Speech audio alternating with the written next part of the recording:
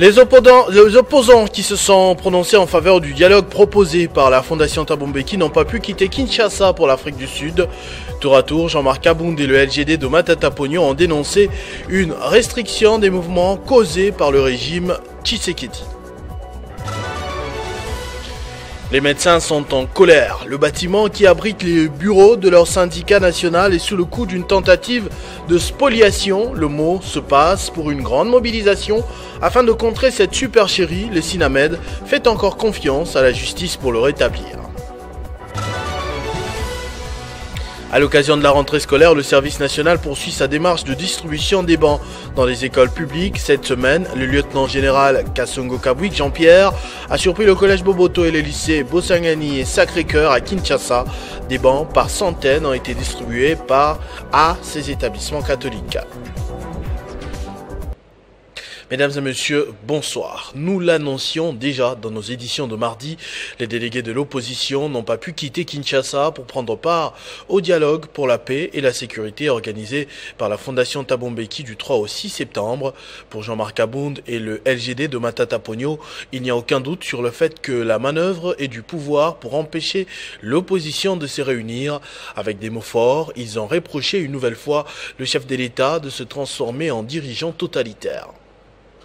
Comme vous le savez, le regroupement politique LGD et Alliés a réceptionné l'invitation adressée par la Fondation Thabo Mbeki à son président national en vue de sa participation à la réunion projetée sur la thématique de la paix et sécurité en Afrique, avec focus sur la RDC du 3 au 6 septembre à Pretoria. Conformément au protocole de cette conférence, le regroupement s'est empressé de désigner ses hauts cadres devant faire partie de la délégation, devant accompagner le président national qui est en exil à cette réunion importante. Bien, alors, malheureusement, une dizaine de jours après, notre attente a été sans résultat parce que les noms des délégués qui ont été communiqués à la Fondation ont été d'abord fichés sur la liste des membres devant participer à cette réunion en vue de leur faciliter l'obtention de toute la paperasse qui est nécessaire au déplacement des délégués en pareille occasion, notamment les visas d'entrée en Afrique du Sud, les titres de voyage, et j'en passe et de meilleurs. Mais une dizaine de jours après, comme nous avons constaté que tout ceci était resté lettre morte, en dépit de la promesse ferme des organisateurs de pouvoir y répondre, nous sommes empressés de signifier aux organisateurs la situation d'impossibilité dans laquelle nous nous trouvions de pouvoir nous déplacer. Mais également, nous avons fait un communiqué à l'attention de l'opinion nationale et internationale pour donner les raisons pour lesquelles les délégués de notre regroupement devaient s'absenter de cette réunion importante. Ça, c'est jusqu'hier. Et ce matin, notre regroupement s'est réuni en bureau politique trop tôt le matin pour évaluer la situation et a résolu de pouvoir donner mandat à l'un de nos cadres qui séjourne à Johannesburg en ce moment dans les cadres d'une mission privée. Nous lui avons donné carrément le mandat de nous représenter à cette réunion en vue de ne pas pouvoir faire la politique de la chaise vide aux assises de cette importance. Et donc vous aurez de nos nouvelles après la réunion. L'Union européenne réitère son soutien aux populations du Nord Kivu victimes de la guerre d'agression. Son représentant dans la région des Grands Lacs l'a exprimé au gouverneur de province, Joam Bogstam. C'est de lui qu'il s'agit, est en visite de travail au Nord Kivu pour évaluer les besoins humanitaires dans cette partie du pays. Il a rencontré mardi à Beni le général-major Évariste Somo. Je viens d'échanger avec monsieur le gouverneur et son équipe sur la situation actuelle au nord de Kivu. Ici sur place, Et j'ai insisté sur le fait que cette visite, c'est aussi surtout une manière pour l'Union européenne de montrer sa solidarité avec les autorités légitimes de Nord Kivu. Ça a aussi été une opportunité pour moi de mieux comprendre les défis, surtout les défis humanitaires auxquels doit faire face la population de Nord Kivu au quotidien. Et j'ai aussi pu échanger avec le gouverneur sur le soutien de l'Union européenne dans le projet de stabilisation et relèvement socio-économique de la République démocratique du Congo évolue bien, mais rencontre quelques difficultés au niveau de Kinshasa avec le non-accompagnement du gouvernement. Un projet ambitieux qui vise à rétablir la paix et la sécurité dans l'est du pays pour assurer son développement.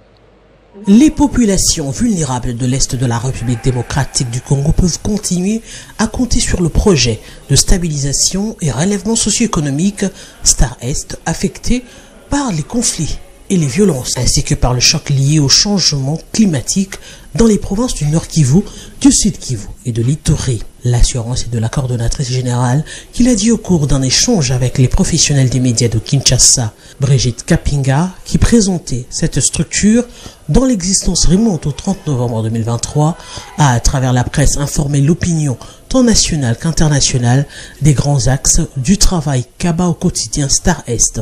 Avec ses 3 objectifs majeurs, ses 6 composantes et ses 15 sous-composantes, ce projet de 5 ans financé par la Banque mondiale à hauteur de 250 millions de dollars américains, a levé l'option de poser ses bases à Kinshasa à cause de la guerre dans la partie est de la République démocratique du Congo. Ces projets ont 3 grands objectifs. Le premier est d'améliorer l'accès aux infrastructures socio-économiques de base résilientes au climat. Le deuxième objectif est d'améliorer la réintégration socio-économique et la résilience des individus associés aux groupes désarmés et aux communautés vulnérables. Et le dernier objectif est de renforcer la capacité des administrations dans les provinces.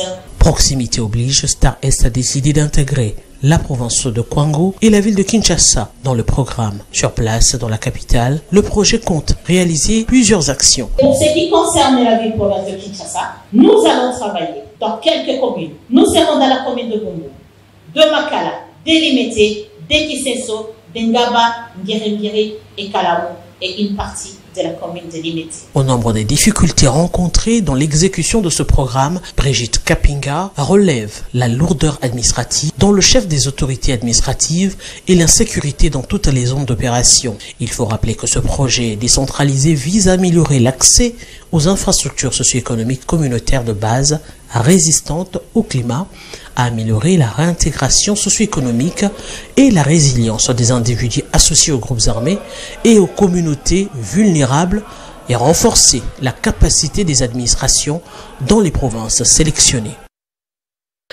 Rentrée parlementaire septembre 2025, le président du Sénat, Jean-Michel Sama-Lukonde, a présidé dans son cabinet de travail la réunion préparatoire avec les membres du bureau. Objectif, évaluer les questions administratives et techniques. Les détails dans cet élément avec Grâce à Lambochako Nkoni. Autour du speaker de la Chambre haute du Parlement, Jean-Michel Sama-Lukonde, les différents membres du bureau, notamment le premier vice-président, José Kalala, le deuxième vice-président, Modeste Bahati Lukwebo, la rapporteure, Nefertiti Ngundiaza, le rapporteur adjoint et le questeur adjoint ont passé en revue les questions administratives et techniques afin d'assurer une organisation optimale de la session budgétaire de septembre 2025. Nous allons d'avoir une réunion avec le bureau et cela c'était en prévision de la rentrée parlementaire de septembre qui se pointe à l'horizon. Nous avons fait les tours des exigences qu'il y a pour que cette rentrée soit faite dans les normes. Nous avons évalué les questions administratives et techniques. Pour cela, pour que nous puissions avoir une rentrée apaisée. Il y a eu plusieurs questions qui ont été autour de la table. Nous avons échangé aussi autour de différents arriérés parlementaires. pour que, enfin, lorsque la rentrée sera faite, nous puissions attaquer les travaux comme il se doit. Conformément à la Constitution, dans son article 115 et au règlement intérieur du Sénat, les élus des élus reprendront leurs travaux le 15 septembre, après 3 mois de vacances parlementaires. Pendant ce temps, l'adjoint de la ministre nationale de l'Éducation, c'est-à-dire le vice-ministre, a effectué une tournée d'inspection dans les institutions scolaires afin de s'assurer du bon déroulement des cours. À l'étape du plateau de Bateke, dans la commune de Maluku, Théodore Kazadi a rappelé qu'aucune école n'a le droit de renvoyer un élève pour non-paiement des frais scolaires ou pour l'achat d'uniformes imposés par l'établissement. C'est au cœur de la commune de Ndjili que le vice-ministre de l'Éducation nationale a posé ses pas pour constater des visu l'effectivité de la rentrée scolaire à Kinshasa. À l'Institut technique industriel de Ndjili, où il entame sa visite pour le 2e jour, le constat est satisfaisant. Sur place, Théodore Kazadi annonce au nom de la ministre d'État, Raïssa Malou, la prise en charge de la totalité des frais scolaires d'une élève de la 4e année humanité, section construction. Katako Amena, seule fille au milieu des garçons. Un geste fort qui symbolise l'engagement du gouvernement pour l'égalité de chance. Après Liti Ndjili, le numéro 2 de l'éducation nationale s'est rendu au lycée Sainte-Germaine, toujours dans la commune de Ndjili, avant de boucler sa tournée dans la province éducationnelle de Plateau, où plusieurs établissements scolaires ont été également visités. Satisfaction totale pour le vice-ministre Théodore Kazadi. Le constat, il est positif. Nous avons trouvé les élèves dans des salles de classe en train de suivre les cours. Donc la date du 1er septembre, comme prévu dans le calendrier scolaire 2025-2026, a été respectée. La rentrée scolaire est effective. Au cas où il y a une école qui exigerait les acomptes ou les uniformes évoquant ça comme un motif de refus pour que les enfants ne soient pas acceptés à l'école, ces parents doivent signaler de tels cas auprès des gestionnaires plus proches. Et une fois que le rapport est transmis au niveau central, je crois que de tels cas seront pris en charge. Aussitôt après, Théodore Kazadi a réuni autour de lui le conseil spécial du chef de l'État, chargé de l'éducation, le ministre provincial de l'éducation, ville de Kinshasa, le secrétaire général AI à l'éducation nationale, l'inspecteur général, ainsi que les différents acteurs du secteur pour une évaluation partielle et des assurances ont été données pour une année scolaire réussie. Après avoir lancé la rentrée à Mwanda, la ministre titulaire, elle, a séjourné à Boma, toujours dans le Congo central, où elle a eu plusieurs séances de travail, notamment avec la mairie de la ville et le comité provincial de l'éducation. Les questions relatives aux conditions d'apprentissage des élèves et à la situation sociale des enseignants ont dominé ces échanges. Après le lancement officiel de la rentrée scolaire 2025-2026, le cortège de la ministre d'État, ministre de l'Éducation nationale et Nouvelle Citoyenneté, s'est dirigé vers la ville de Boma, où Raïssa Malou a tenu plusieurs séances de travail avec la maire de la ville et le comité provincial de l'éducation après avoir visité certaines écoles, notamment le complexe scolaire cadette, l'IBM et la célèbre école de l'ITP Nzadi. Plusieurs questions ont été abordées, entre autres les conditions d'apprentissage des élèves, la situation sociale des enseignants ainsi que l'état des infrastructures scolaires. Lors de sa visite, le ministre d'État a pu constater l'état des vestutés de certains bâtiments scolaires ainsi que le manque criant des matériels de travail dans les instituts techniques. Elle a donné des instructions claires aux autorités provinciales afin qu'elles prennent leurs responsabilités pour trouver des solutions durables visant à maintenir le bâtiment en bon état et doter les établissements techniques des outils de travail nécessaires à l'amélioration des conditions d'apprentissage. Elle a également recommandé aux autorités provinciales de collaborer avec le secteur privé pour mobiliser les ressources matérielles indispensables au développement des infrastructures scolaires et l'amélioration de la qualité de l'enseignement. La ministre d'État a annoncé aux autorités provinciales l'imminence de la mission de nettoyage du fichier de paye, insistant sur les implications actives, car cette mission va permettre de capter des ressources nécessaires pour la prise en charge des enseignants nouvelle unité et ceux non payés. Une première réunion du cadre de concertation entre le Conseil supérieur de la magistrature et le ministère de la Justice a eu lieu cette semaine à Kinshasa.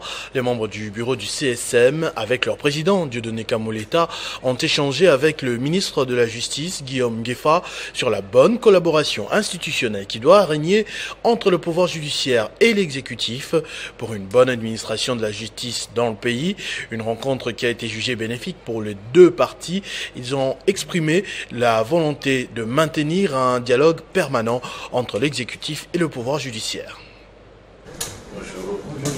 Un nouveau chapitre s'ouvre dans les relations entre l'exécutif et le pouvoir judiciaire. Lundi dernier, au siège du Conseil supérieur de la magistrature, le nouveau ministre de la Justice, Guillaume Ngefa, a rencontré pour la première fois les membres du bureau du CSM. Une première prise de contact qui va bien au-delà d'une simple visite protocolaire. Cette rencontre vise à établir une passerelle de dialogue entre deux piliers appelés à travailler main dans la main pour répondre aux attentes des Congolais en matière de justice. Pour le bureau du Conseil supérieur de la magistrature, par les billets de son président Dieudonné Kamoleta, cette rencontre est normale et rentre dans les cadres de concertation pour la bonne marche du pays. Veter Kamoleta. Le bureau du Conseil supérieur de la magistrature s'est réuni souvent, mais comme vous le savez, il y a eu nomination d'un nouveau ministre d'État et ministre de la Justice. Quoi de plus normal que dans le cadre de concertation avec le CSM, nous l'avons invité afin, de le recevoir officiellement et de concrétiser la concertation, cette passerelle qui existe toujours entre le pouvoir judiciaire et l'exécutif en passant par le ministère de la Justice. Il s'agit pour le nouveau garde des Sceaux congolais de redynamiser le partenariat entre le ministère et le Conseil supérieur de la magistrature. On veut de gagner ensemble le pari du redressement de la justice selon les instructions du chef de l'État. Je viens de prendre fonction en tant que ministre d'État, ministre de la Justice et garde des Sceaux. Et c'était tout à fait normal que je vienne d'abord avoir une réunion de prise de contact. Et nous avons saisi cette opportunité pour réaffirmer notre volonté commune de continuer la concertation entre les judiciaires et l'exécutif à travers le ministre d'État, ministre de la Justice, pour l'intérêt de notre pays. Le Conseil supérieur de la magistrature, CSM et le ministère de la Justice ont exprimé leur volonté de poursuivre ce dialogue permanent afin de renforcer la collaboration institutionnelle et garantir à chacun l'exercice de ses prérogatives. Ce mercredi, 2 jours après la rentrée scolaire, le service national a relancé son initiative de dotation des bancs pupitres aux écoles publiques de Kinshasa en livrant 1000 bancs confectionnés par d'anciens Kuluna reconvertis en contributeurs au développement du pays, sous la supervision du lieutenant général Jean-Pierre Kassongo Kabwik, commandant du service national. Ces bancs ont été distribués au lycée Bosangani et Sacré-Cœur ainsi qu'au collège Boboto, des établissements conventionnés catholiques. Pas d'école sans bon pupitre, c'est la vision du chef de l'État Félix Tshisekedi et le lieutenant général Jean-Pierre Kassongo Kabwik travaillent d'arrache-pied pour sa matérialisation avec des gestes à impact visible.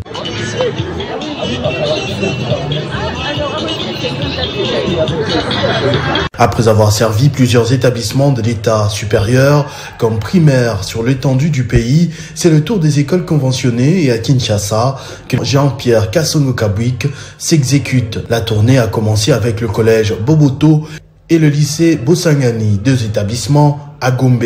Nous tenons à vous exprimer notre profonde gratitude pour ce don de 400 bancs de 3 places qui, loin d'être un simple acte de générosité, constitue un véritable investissement pour notre avenir que nous voulons radieux. Un don qui fait la joie des responsables de ces établissements catholiques ainsi qu'aux parents qui reconnaissent les efforts du chef de l'État pour l'amélioration des conditions d'accueil des étudiants et élèves, une vision qui améliore non seulement les conditions d'accueil, mais aussi la qualité de l'enseignement. C'est vraiment un réel plaisir, puisqu'il y a beaucoup à faire, mais à pas de tortue, nous croyons et nous sommes confiants, nous allons encore atteindre de bons résultats ici, faisant aussi, sans oublier nos amis du service national, et nous disons un grand merci au général Kabwik Kasongo. Je vois déjà cette forte contribution à l'éducation des enfants. À l'éducation des enfants, à l'avenir du Congo de demain. Et aujourd'hui, le collège Boboto qui est pris comme l'une des écoles d'élite de la République bénéficie de tes dons, ce qui montre réellement que le chef de l'État, les élèves, ainsi que toute la population, nous sommes impliqués pour mettre fin au vagabondage des jeunes. Le lieutenant général Jean-Pierre Kassongo Kabwik continue son travail selon le calendrier du service national qui prévoit ensuite plusieurs actions à impact visible pour le développement du Congo. Le ministre de l'Emploi, Ferdinand Massamba, a démarré ce mercredi une série de descentes sur terrain afin de s'assurer que les lois du pays en matière de l'emploi et travail sont respectées. L'étape du quartier général de l'inspection générale du travail et le site de la cité du fleuve ont été dans son agenda ce jour. Le nouveau ministre de l'Emploi et du Travail, Ferdinand Massamba, a entamé ce mercredi 3 septembre ses visites de terrain par le siège de l'inspection générale du travail. Accueilli par l'inspecteur général Ezekiel Mpiana, il a pris connaissance de la situation générale de l'institution, notamment des conditions de travail. Accompagné de ses conseillers et des responsables de l'inspection générale du travail, le ministre a ensuite effectué une descente sur les chantiers de la cité du fleuve afin d'évaluer les conditions des travailleurs et des employeurs chinois. Sur place, il a exprimé sa consternation face aux conditions précaires imposées aux travailleurs congolais qui n'ont pas cessé de s'en plaindre.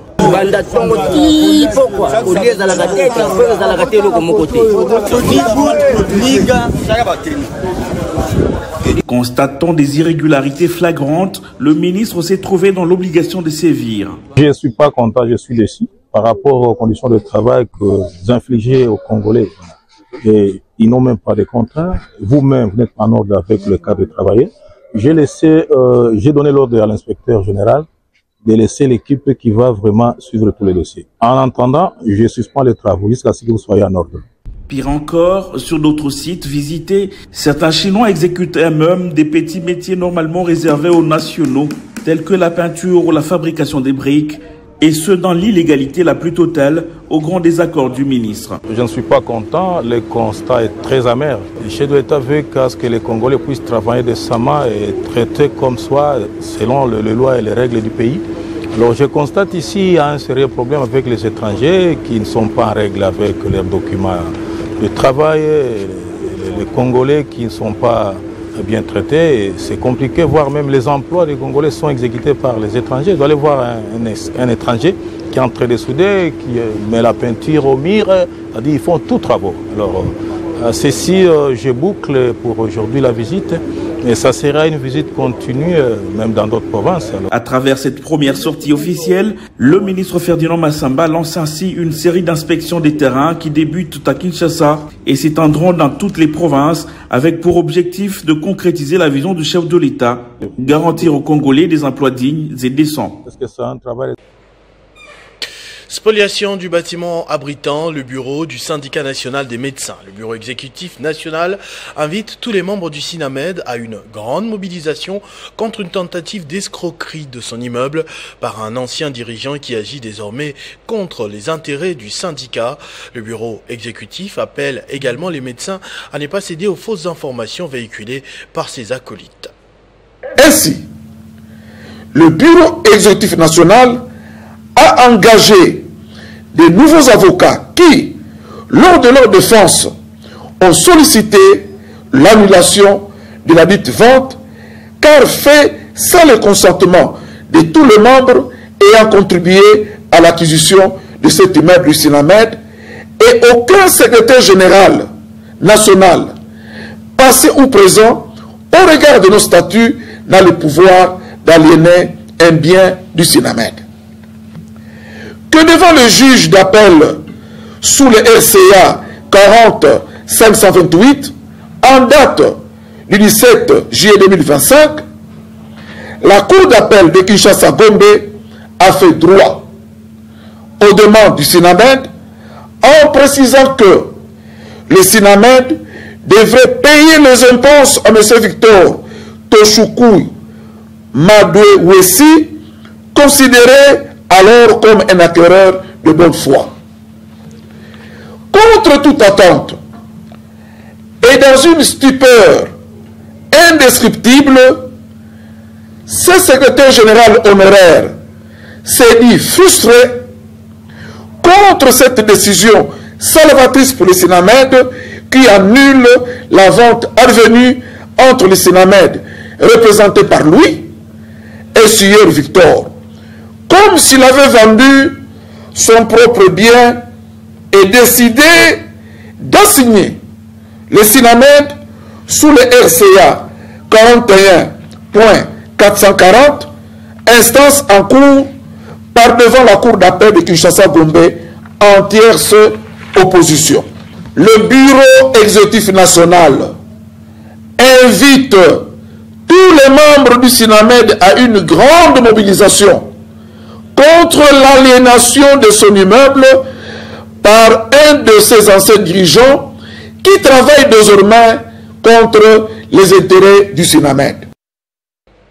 L'Union pour la démocratie et le progrès social, UDPS, fédération du Tanganyika par le biais de Nadine Katumbwe Banza, cadre de cette formation politique, a fait un don de fournitures scolaires aux enfants des policiers du camp Maïto.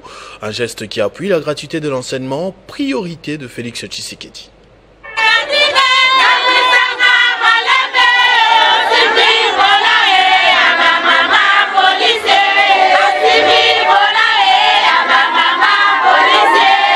Ce mardi 2 septembre 2025, une figure montante de l'UDPS, Nadine Katumbwe Banza, a marqué les esprits lors d'une descente sociale au camp Maïto à Kalemi dans la province du Tanganyika. Accompagnée de plusieurs cadres du parti présidentiel au Tanganyika, Nadine Katumbwe Banza, surnommée Œil du chef par ses siens, a tenu à poser un acte fort de solidarité à l'occasion de la rentrée scolaire 2025-2026. Dans le cadre d'une action sociale inspirée par la vision du chef de l'État Félix Antoine Tshisekedi Chilombo, haute autorité du parti, et la remise de fournitures scolaires aux femmes des policiers telles que des cahiers, mallettes et autres intrants, un geste qui vise à alléger les charges liées à la scolarité des enfants des policiers. Nous accompagnons le président de la République dans sa mission.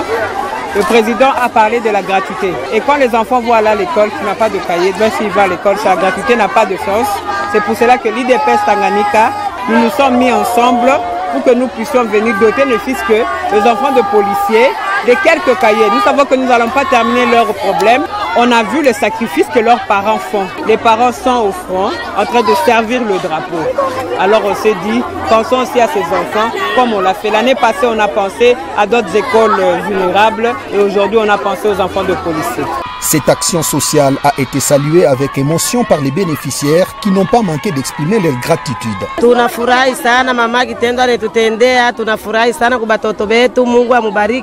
En soutenant celles qui soutiennent les forces de l'ordre, Nadine Katumbwe Banza renforce son image des femmes engagées, proches de la base et fidèles à la ligne sociale du parti présidentiel UDPS. Une rentrée scolaire qui commence sous le signe de solidarité et de l'espoir pour les enfants de ces hommes en uniforme.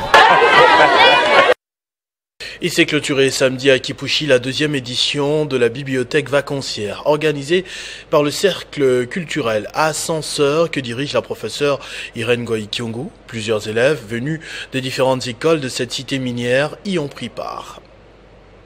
Ambiance festive, c'est samedi 30 août 2025 à Kipushi pour saluer la fermeture de la deuxième édition de la bibliothèque vacancière.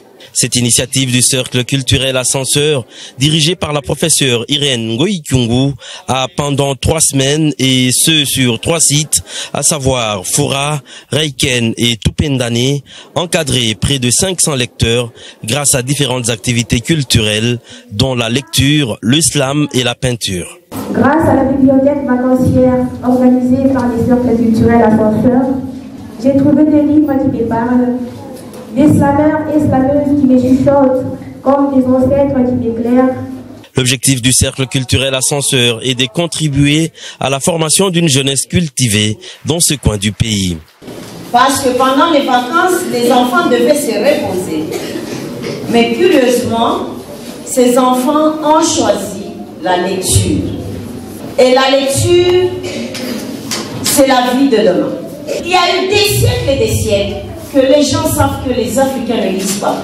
Mais les enfants de Kipushi se sont dit, mais non, vous avez menti, et nous sommes là, et nous lisons. Les lecteurs ne sont pas rentrés main réduits. Ils ont reçu du cercle culturel Ascenseur des cadeaux composés des fournitures scolaires et leurs écoles ont également reçu des livres, près de 450 venus de la Belgique, de l'Âge d'Or et de Nouveaux Horizons, tous partenaires du cercle culturel Ascenseur. Cette initiative qui vise l'amélioration du goût à la lecture dans les chefs des jeunes est appréciée à sa juste valeur par les autorités étatiques au travers l'administrateur du territoire adjoint des Kipushi, Christian Kabamba. Je suis en train de l'accompagner parce qu'il est en train d'encadrer les enfants pendant les vacances. Au lieu de fainéanter, ils sont là pour se cultiver. Le cercle culturel Ascenseur, les lecteurs et leurs parents ont les regards désormais tournés vers la 3e édition de la bibliothèque vacancière prévue l'année prochaine. Dans le Holomami, pour terminer, le gouverneur ad interim Venance Mutombo a lancé officiellement l'atelier sur l'aménagement du territoire, une cérémonie qui a eu lieu dans la salle du lycée Mahidio sur place. La salle du lycée Mahidio a servi de cadre à une double cérémonie du lancement et de la clôture de l'atelier de collecte des données de l'Atlas national d'aménagement du territoire. Atelier présidé par le gouverneur AI Venance Mutombo en présence d'une délégation venue de Kinshasa et de plusieurs personnalités de la province. L'aménagement du territoire vise à organiser l'espace géographique pour garantir un développement équilibré et durable en conciliant les besoins économiques, sociaux, culturels et environnementaux des populations, a renchéri le coordonnateur national de l'Observatoire national de l'aménagement du territoire, Jacques Ilunga. Prenant la parole par la circonstance, le gouverneur AI Venance Mutombo a invité les participants, surtout ceux qui seront sur terrain, à travailler en toute responsabilité pour les résultats fiables. L'atelier d'aujourd'hui est d'une importance capitale pour les Holomami en particulier et en général pour la République démocratique du Congo, de collecter des données monographiques, cartographiques, dans divers secteurs dont envie de produire l'Atlas national de la République démocratique du Congo. Il est aussi vrai que les Holomami, notre province, la province de Banza Moulomé-Mamo, a été choisie comme province pilote en République démocratique du Congo. Ce journal est terminé, je vous en rappelle tout de suite les principaux titres. Les opposants qui se sont prononcés en faveur du dialogue proposé par la Fondation Thabo Mbeki n'ont pas pu quitter Kinshasa pour l'Afrique du Sud. Tour à tour, Jean-Marc Abound et le LGD de Matata Ponyo ont dénoncé une restriction des mouvements causée par le régime Tshisekedi. Les médecins sont en colère. Le bâtiment qui abrite les bureaux de leur syndicat national est sous le coup d'une tentative de spoliation. Le mot se passe pour une grande mobilisation afin de contrer cette supercherie. Le SINAMED fait confiance à la justice pour le rétablir. À l'occasion de la rentrée scolaire, le service national poursuit sa démarche de distribution des bancs dans les écoles publiques. Cette semaine, le lieutenant-général Kasongo Kabwik Jean-Pierre a surpris le collège Boboto et le lycée Bosangani et Sacré-Cœur à Kinshasa. Des bancs par centaines ont été distribués à ces établissements catholiques. À tous et à toutes, merci de votre attention soutenue. Restez fidèles au programme de votre chaîne Télé 50. Vivez heureux, vivez 100 ans, mesdames et messieurs.